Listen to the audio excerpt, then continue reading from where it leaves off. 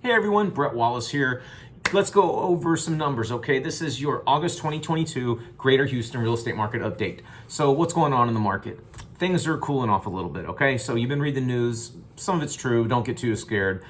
Things are actually kind of manageable at this point. So single-family home sales fell 17.1% year over year. So from last summer to this summer, 17% decrease. That's the fourth and biggest decline of 2022 as the market continues on a path toward a more normalized pre-COVID, pre-pandemic pace. People are getting, for the first time in a long time, the close to original list price is under 100%. So that means, and that's the first time since April, okay? So that means that most buyers on average did not pay list price or higher. So that's another indicator, okay? Total property sales were down 17.4% with 10,180 units sold. Total dollar volume off 9% to $4.1 billion only. So another good way of kind of an indicator of the market is builders are coming to us and saying, hey, bring us an offer.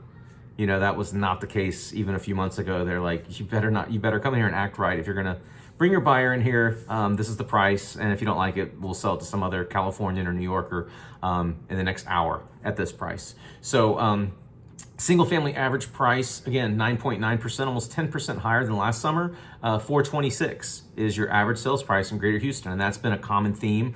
I think it was in the 430s in the last couple months, but 426 is nothing to, it's a pretty significant amount of money for Houston.